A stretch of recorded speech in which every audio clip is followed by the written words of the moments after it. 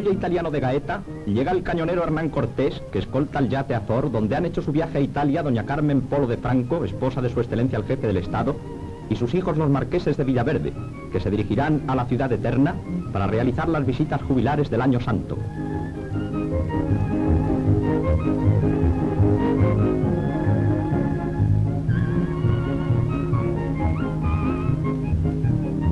Los embajadores de España cerca de la Santa Sede y del Quirinal, señores Ruiz Jiménez y Marqués de Desio, monseñor Fernández Conde de la Secretaría de Estado de su Santidad, el representante de Asuntos Exteriores italiano y otras autoridades, pasan al Azor para ofrecer su saludo de bienvenida.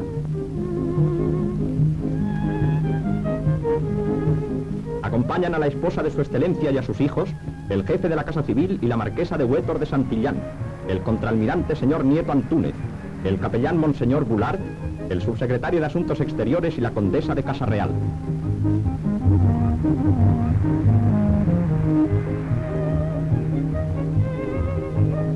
Los periodistas y los fotógrafos obtienen información de este momento antes de que el cortejo se ponga en marcha.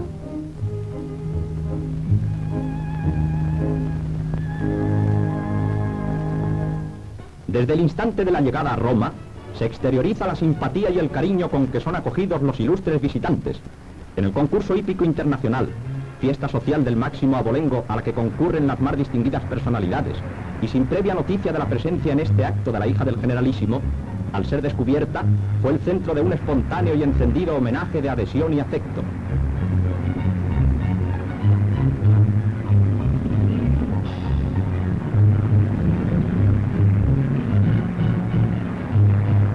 En el certamen ecuestre intervienen representantes de 7 naciones. Son Italia, Francia, Gran Bretaña, Irlanda, Suiza, Yugoslavia y Chile, que por primera vez tomaba parte en una prueba europea de esta naturaleza. El deporte y el arte de la equitación tienen ocasión de brillar y lucir en el suntuoso marco del hipódromo italiano. Los équites de este país se clasifican magníficamente en una difícil confrontación con los jinetes franceses que demostraron su gran clase y categoría.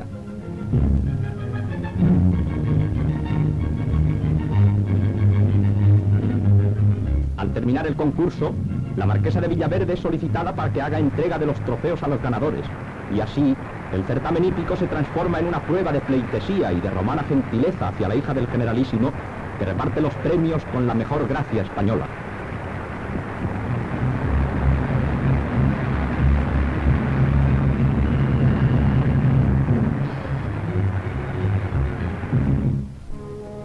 El día siguiente es el señalado para ser recibidos en audiencia por su santidad Pío XII.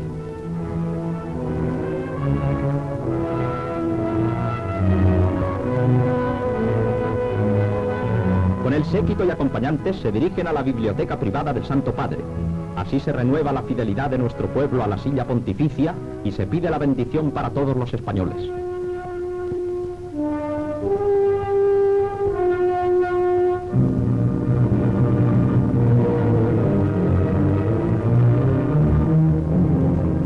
Recogen con suprema unción este momento de recordación inolvidable.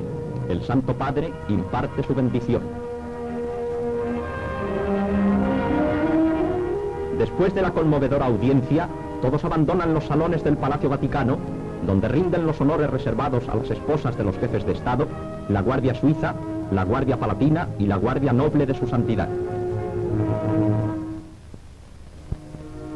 En la iglesia de San Onofre, de la Orden de los Caballeros del Santo Sepulcro, el gran maestre cardenal Canali, que ha recibido a los viajeros y oficiado la Santa Misa, les acompaña en su visita. En el convento, magnífica obra del siglo XIII, se encuentran alojados terciarios franciscanos, antiguos protestantes convertidos al catolicismo. Coinciden estos instantes con el solemne momento en que sube a los altares, en la primavera del jubileo cristiano, el beato español Antonio María Claret, canonizado por su santidad Pío XII.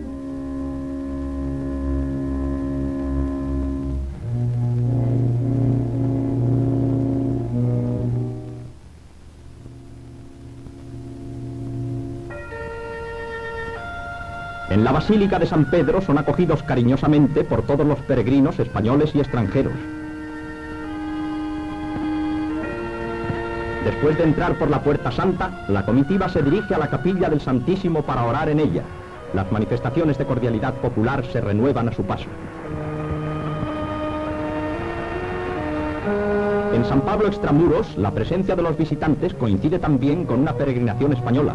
Al abad de San Pablo acompaña en esta ocasión el abad benedictino de Montserrat.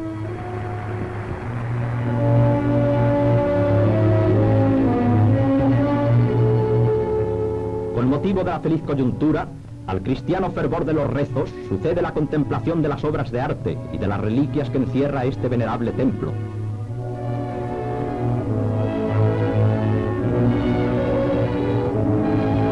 La Basílica de San Juan de Letrán, Catedral de Roma, renueva las escenas de cariño y adhesión de los romeros que efectúan la visita jubilar.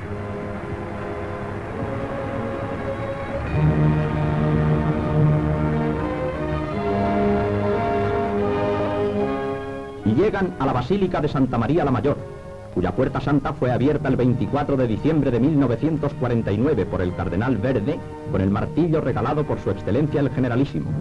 Aquí se evoca la tradición según la cual mandó la Virgen edificar el templo en el año 352 de nuestra era. Los rezos fervorosos cumplen el precepto para ganar el jubileo.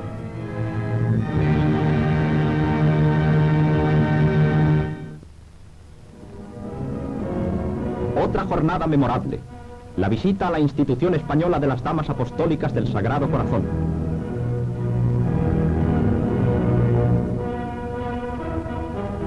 Doña Carmen Polo de Franco impone las insignias de la encomienda de la Orden de Isabel la Católica al señor Colombo, personalidad italiana bienhechora de la citada institución.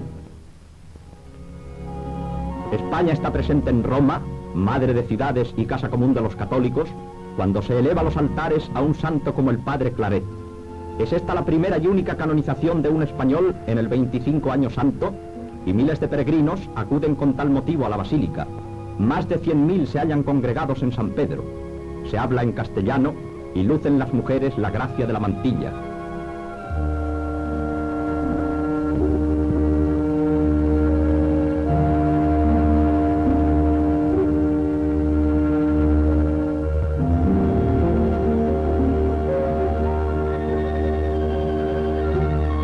Es día de júbilo en la casa de Dios. Desde las clases más humildes hasta las más altas jerarquías nobiliarias, el mundo católico está aquí debidamente representado. Gran número de prelados de todas las naciones se hallan presentes para avalar con su personal y fidedigno testimonio el acto de la canonización del Padre Claret. La ceremonia es de una incomparable magnificencia y el comentario no puede expresar con palabras la emoción que despierta la aparición del Sumo Pontífice.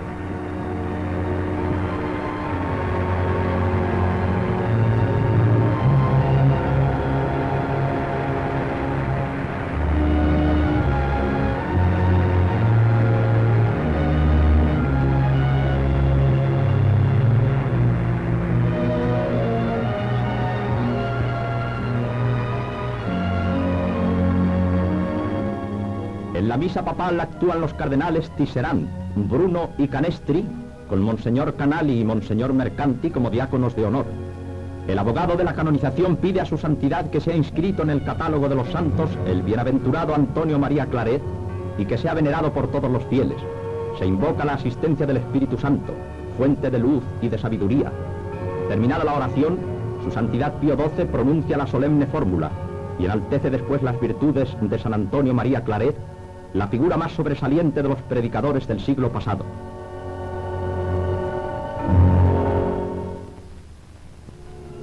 A la esposa de su excelencia el generalísimo tributan un recibimiento lleno de entusiasmo los alumnos del Colegio Español de San José.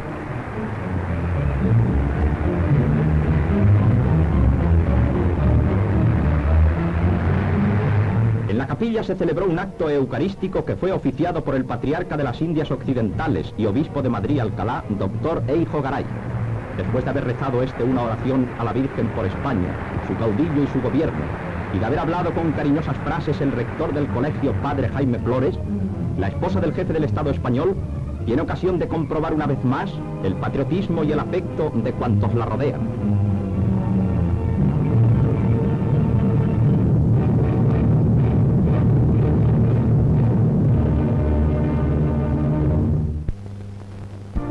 Con destino a los católicos necesitados, se hace entrega simbólica al cardenal Canali de 2000 pares de zapatos que fueron regalados por Franco y su esposa.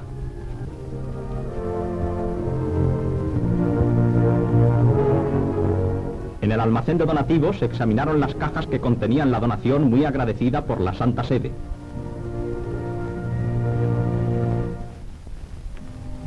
$7.000 peregrinos españoles y varios millares de peregrinos extranjeros, llegados a Roma para asistir a las ceremonias de la canonización del Padre Claret, cuyas imágenes antes hemos recogido, se congregan en la Basílica de San Pedro, donde van a ser recibidos en audiencia general. Otros numerosos peregrinos representan también a Estados Unidos, África, Bolivia y Brasil, México, Cuba, Francia e Italia.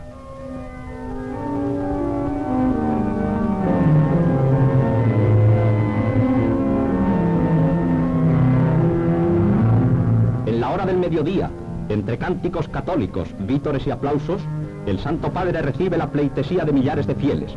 Pronunció el Sumo Pontífice un sentido panegírico en honor del Padre Claret y de sus hijos los misioneros del Inmaculado Corazón de María e impartió la bendición apostólica. Su santidad recoge en el flamear de los pañuelos el entusiasmo de la gran multitud. La intensidad religiosa de estas jornadas no se borrará jamás del corazón de los peregrinos, asociada a la presencia de su santidad y al recuerdo de la ciudad eterna.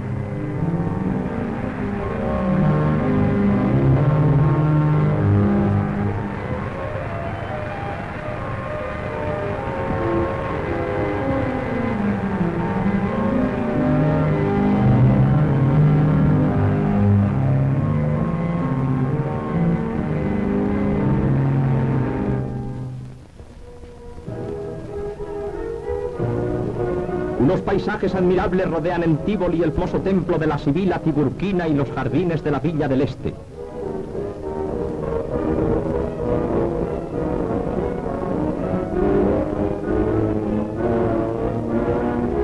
El embajador de la Santa Sede acompaña a los viajeros y sus explicaciones constituyen una documentada lección de historia.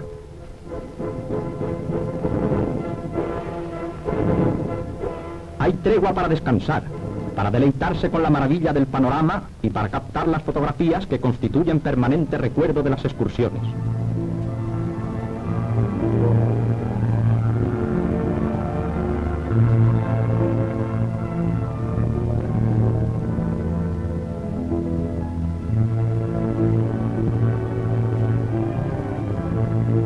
Una nota de simpática espontaneidad la dieron algunos turistas que se hallaban en este lugar y que al enterarse de la presencia de los ilustres visitantes, les hicieron delicado obsequio de flores, rogándoles también que firmaran en sus álbumes porque deseaban conservar su autógrafo.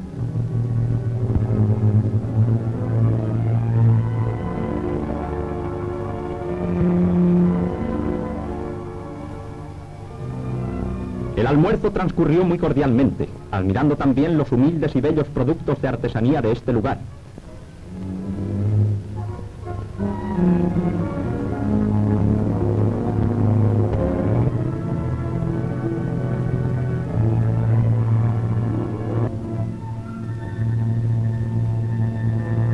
En los jardines de la Villa del Este, las monumentales fuentes combinan sus juegos de agua con armoniosa fantasía.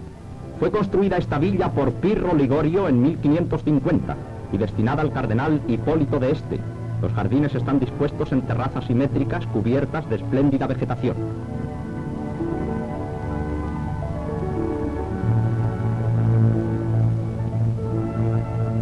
Blanquean en los paseos los surtidores, los cipreses y los pinos orlan las avenidas, y los estanques alimentan de continuo la soberbia fuente del órgano hidráulico que satura el ambiente de frescura.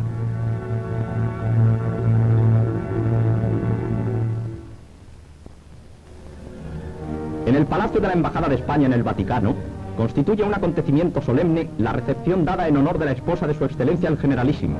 Acuden para saludarla y presentarla sus respetos las más altas dignidades eclesiásticas, el cuerpo diplomático acreditado cerca de la Santa Sede, la nobleza, el patriciado romano y altas personalidades del mundo de la política y de las letras.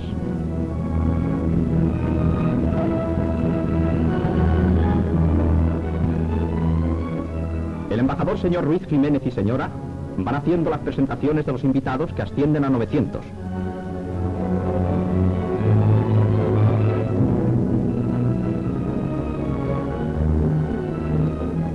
Entre los cardenales asistentes se hallaban el prefecto de la Dataría Apostólica, Monseñor Tedeschini, el prefecto de la Sagrada Congregación para Seminarios, Monseñor Pizardo, el arcipreste de la Basílica de Santa María la Mayor, Monseñor Piazza Verde, Guevara, arzobispo de Lima, Aloisi Masela, prefecto de la Sagrada Congregación de Sacramentos, Tisserand, prefecto de la Congregación para la Iglesia Oriental, Fumansoni Biondi, prefecto de la Propaganda Fides, el sustituto de la Subsecretaría de Estado, Monseñor Tardini, y el de los ordinarios, Monseñor Montini.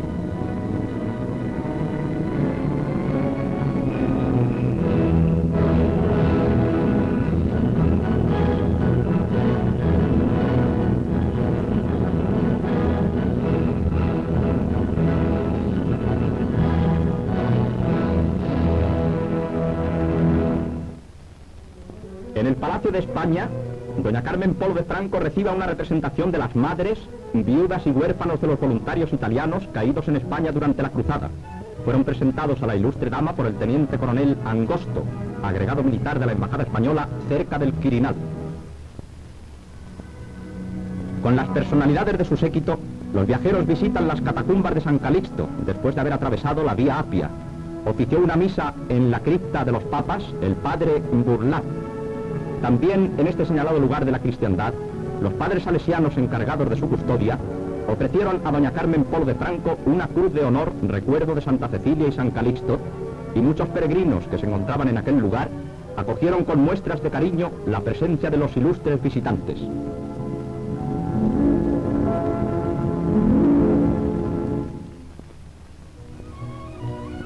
Este es el itinerario del viaje privado que doña Carmen Polo de Franco y sus hijos, los marqueses de Villaverde, realizaron por tierras de Italia.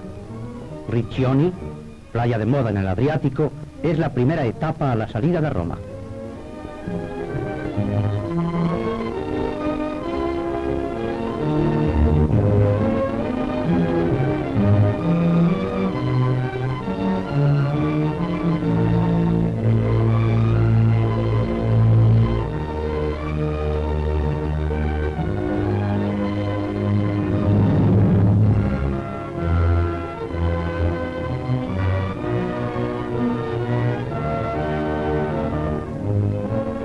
Un alto para el descanso y el reposo y para reponer fuerzas, y un obsequio de flores aportadas por manos infantiles.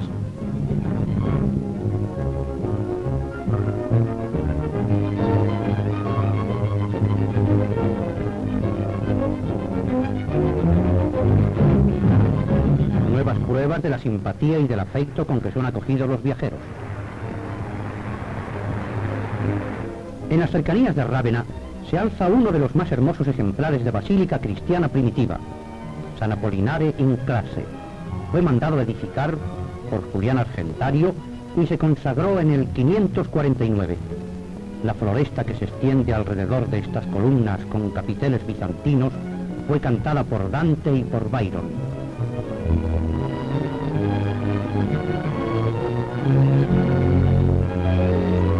Venecia, el antiguo territorio de los vénetos, fue conservado ante las invasiones de los bárbaros porque los pobladores se refugiaron en los islotes de las lagunas del Alto Adriático. La poderosa comunidad constituyó en la Edad Media una de las más fuertes repúblicas italianas, hasta su decadencia iniciada en el siglo XVI.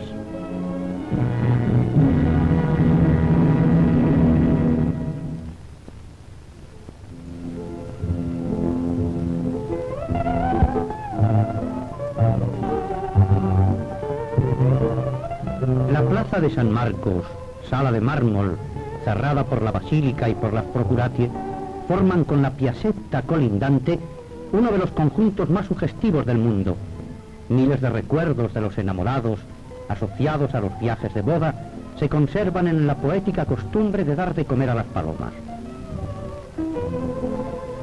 El Palacio Ducal, exponente del antiguo esplendor veneciano, fue residencia del Dux y sede de los más altos magistrados. En él se combinan el estilo ojival del pórtico y de la galería con el estilo renacimiento de la parte este, construida por Rizzo.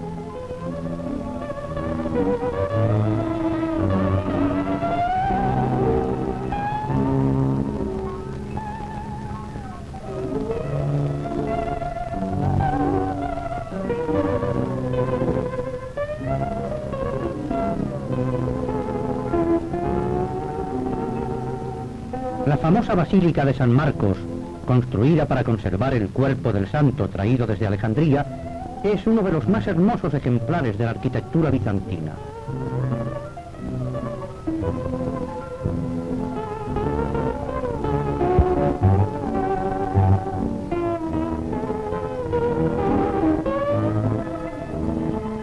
Centro de la animación de la ciudad y punto de partida para 250 canales que la surcan, el canal grande es el más importante y divide aquella en dos partes desiguales.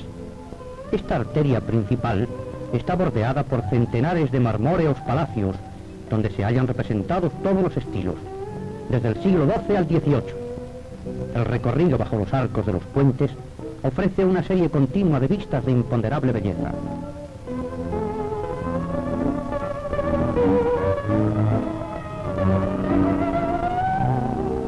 La laguna de Venecia se halla limitada por estrechas bandas de tierra o lido.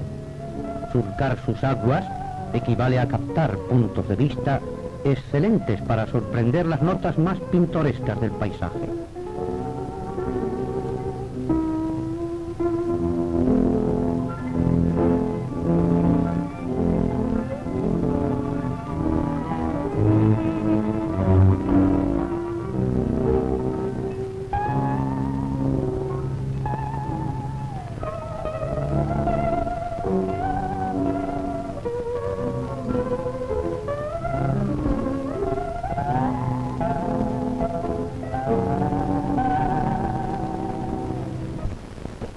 Murano es la aldea construida sobre un grupo de 5 islas que ha dado al mundo la fama de sus cristales.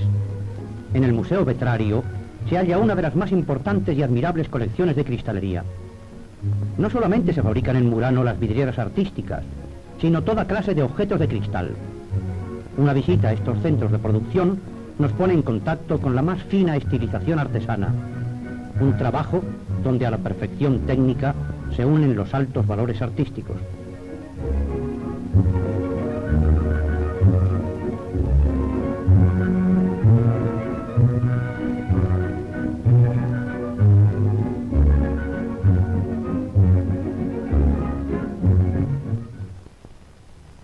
El regreso a Venecia, surcando en motor a las aguas del canal, sorprende con nuevos detalles de admirables perspectivas.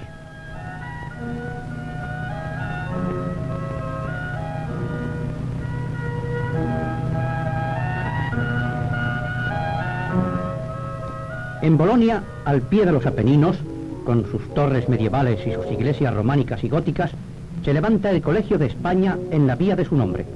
Fue fundado en el siglo XIV por el cardenal Carrillo de Albornoz. El palacio posee una puerta de formigine y un patio bello y espacioso. En este colegio hicieron sus estudios Nebrija y Luis Vives.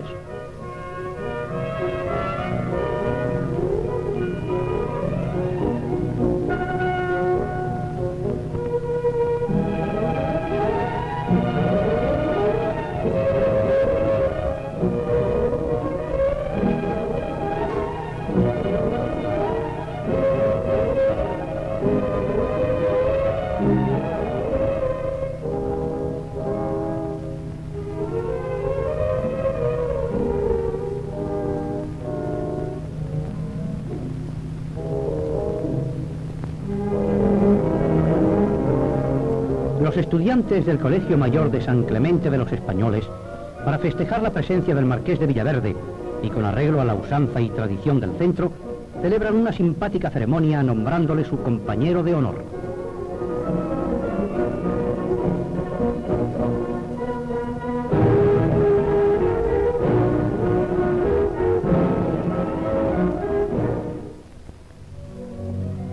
Importante centro de la cultura, del arte y del pensamiento de Italia, Florencia comparte con Roma la primacía de las ciudades por la abundancia y la importancia de sus tesoros artísticos.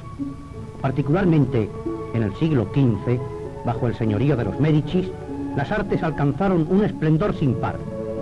Y aquí queda la huella permanente de los escultores, de los arquitectos, de los pintores y de los poetas, que marcaron en la historia estética una huella dulce y dramática, vasta y profunda. La Catedral de Santa María del Fiore muestra su estilo gótico y su revestimiento exterior en mármoles blancos, verdes y rojos.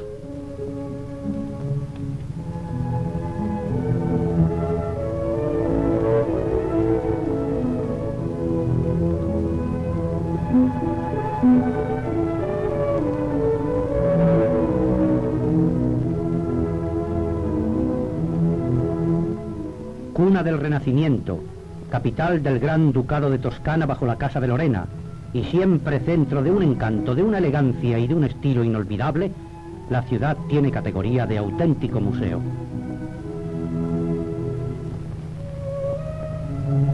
El Palacio de la Señoría, o Palacio Viejo de Florencia, fue residencia de Cosme I de Médicis. Hoy se haya convertido en ayuntamiento. Contiene esculturas de Donatello, copias de Miguel Ángel y otras importantes obras de arte. En la Loggia de la Signoria o del Lanzi y en la Galería degli Uffizi existe una de las colecciones artísticas más ricas del mundo. Personalidades de la UNESCO rinden su tributo de respeto y amistad a los viajeros. El prelado secretario del cardenal Spellman y otras jerarquías religiosas de Norteamérica celebran cordial entrevista con la esposa de su excelencia el generalísimo.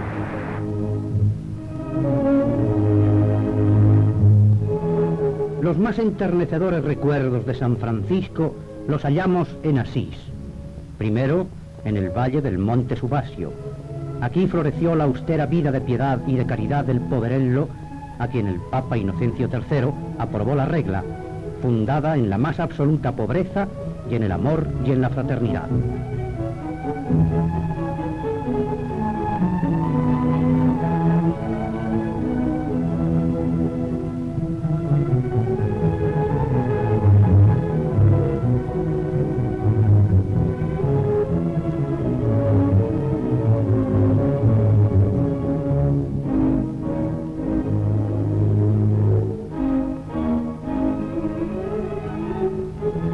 Este es el rosal que desde que le cuidara el santo da sus flores sin espinas.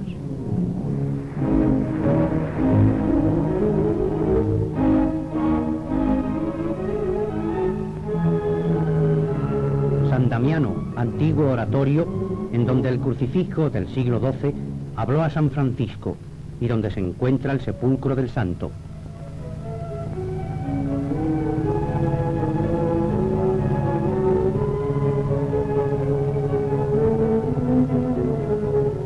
Los visitantes dejan su firma como recuerdo de la visita a los lugares de Asís.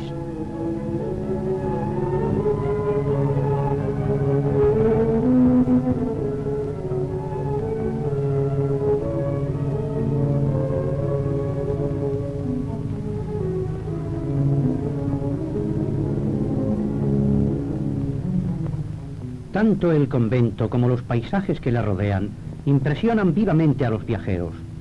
Todo el lugar se halla como impregnado por la gracia de aquel fervoroso ejemplo, lleno de religiosidad y de poesía.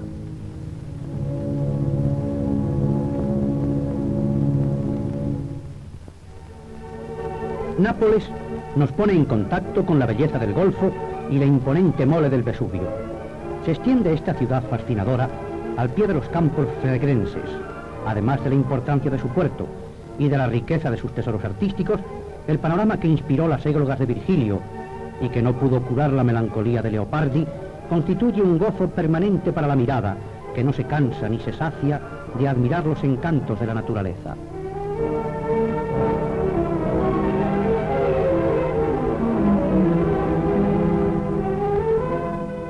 El cónsul, señor Antero, buen conocedor de estos lugares, puntualiza en sus explicaciones los más interesantes detalles de la historia, de la tierra y del arte de Nápoles.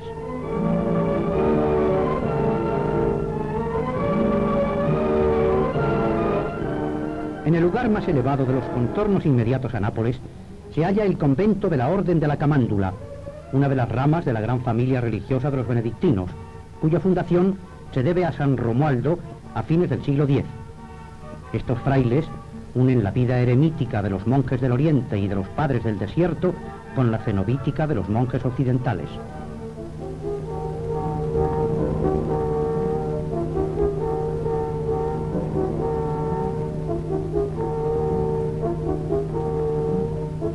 Las mejores muestras de la escultura antigua y la posibilidad de seguir paso a paso el estudio de la civilización y del arte de Grecia se hallan en el Museo Nacional de Nápoles. Las galerías de los grandes maestros exhiben la pureza de la línea del mármol clásico.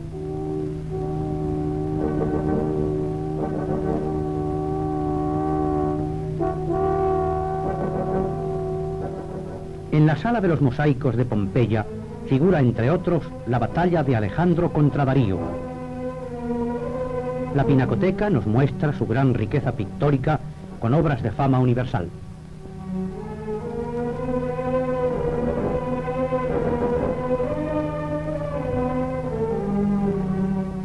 En el Salón de los Tapices están las 7 grandes obras del siglo XVI, fabricadas en Bruselas.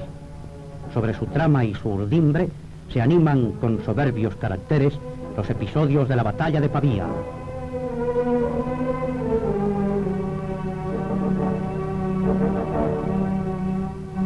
En el día de la Ascensión, los viajeros oyen misa en la iglesia de San Giacomo degli Spagnuoli, donde se halla la tumba de don Pedro de Toledo, fundador del templo, debida al cincel del escultor Giovanni da Nola.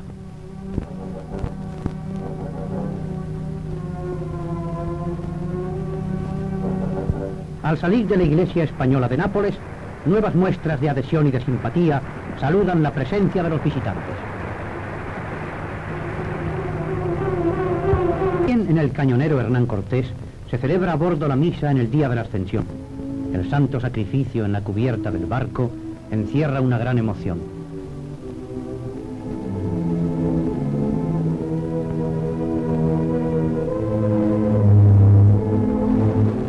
En la bahía, el azor y los colores de la bandera de España lucen en la claridad mediterránea y en la luz incomparable que baña el sur de la península italiana.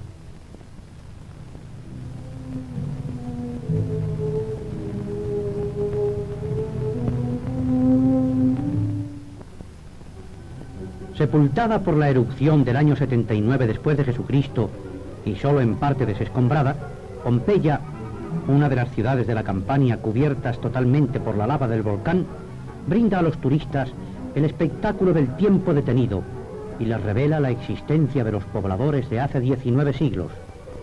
Hace 4 se descubrieron las primeras ruinas pompeyanas y en el año 1748 se iniciaron las excavaciones regulares que alumbraron la parte más importante de Pompeya. Se halla dividida la ciudad por 2 calles que se cruzan en ángulo recto, la vía Stabiana y la vía Nolana, entre las que se reparte el conjunto de los edificios.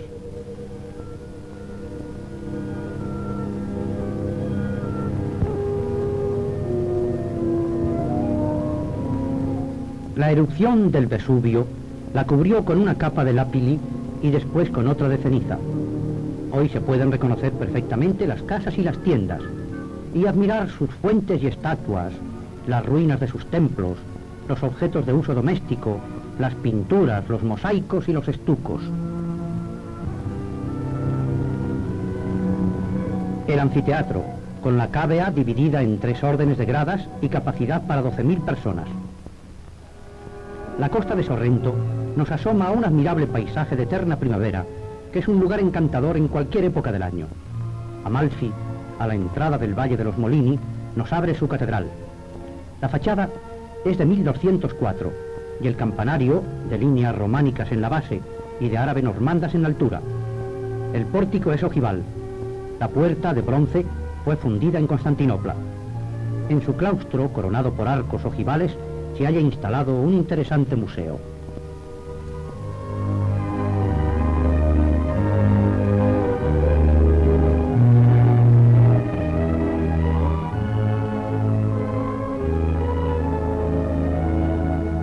Recorrer las calles de Amalfi, rival de Génova y de Pisa en la Edad Media, nos hace pensar que el turismo, al lado de sus atractivos, supone también duros esfuerzos y en ocasiones hasta el agotamiento y el cansancio. Pero todo se da por bien empleado con tal de asomarse a los belvederes, los miradores naturales en los que tan pródigos son estos parajes. Desde aquí es un regalo para la vista la contemplación de Capri y de los islotes de Galli y el pintoresquismo de valles y montañas, huertos y jardines y el claro mar latino. Salen los barcos del puerto de Nápoles, nuevas estampas de agua y de cielo, alegría y color de los muelles a la hora de la despedida.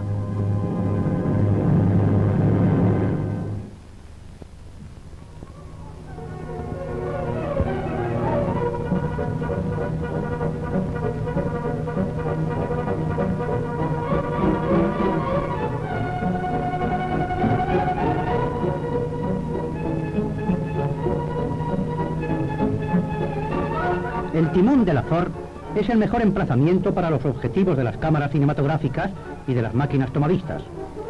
Esta es realmente la jornada de los retratos. Todos desean conservar para su álbum el recuerdo de la rosa de madera del timón del Azor, y sucesivamente se van cumpliendo sus aspiraciones. Los fotógrafos italianos se asociaron también a esta travesía para obtener de ella documentos gráficos.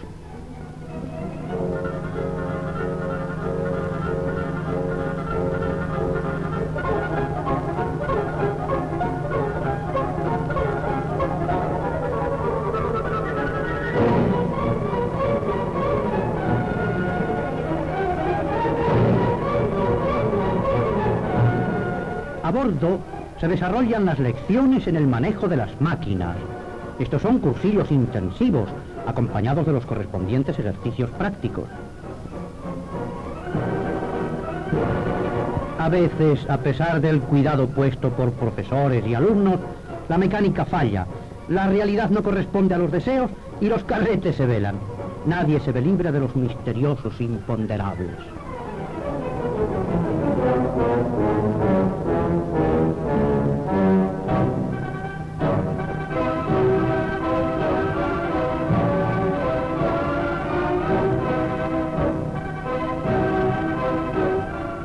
La llegada a Capri, con la visita de las autoridades que pasan a saludar al barco a los viajeros, ofrendando gentilmente las flores de la isla, se subraya con una fiesta a bordo de muy agradable recordación.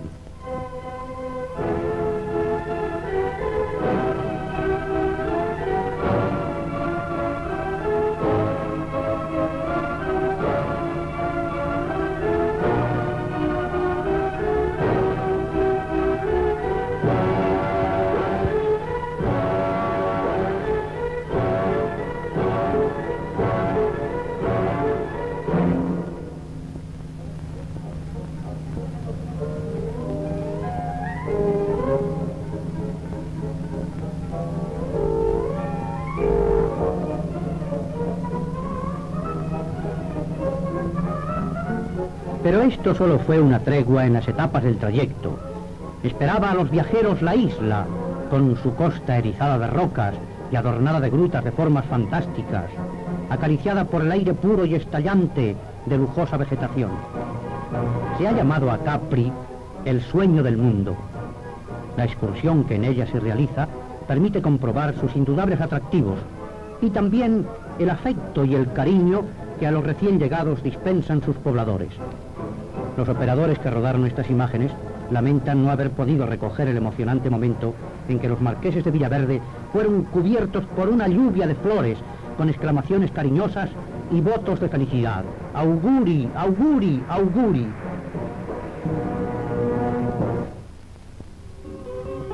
Castiglione, Trágara, el panorama de los Faraglioni son otras tantas memorias dulces de la montañosa isla.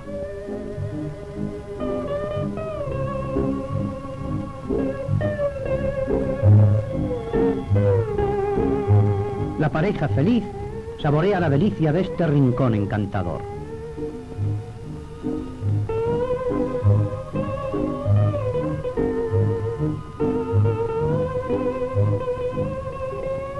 Capri es como un trono florido, donde esplende el verdor de los jardines, donde el ambiente se carga con el perfume de los rosales y con el aire salado del mar. Su flora cuenta hasta con 800 especies distintas. Naranjos y limoneros maduran al sol como en la española Andalucía. En el camino de Capri a Anacapri, reclinada en el Golfo de Nápoles, la villa de San Michele. Grecia y Roma dejaron en ella sus vestigios. En este escenario inmortalizado por Axel Monce, los viajeros se deleitan con la delicia isleña y su vida primitiva y tranquila.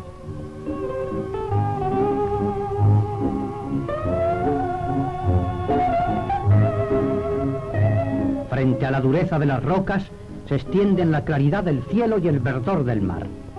Es el eterno juego del agua y de la piedra, la emoción de la naturaleza inventada por el divino Hacedor.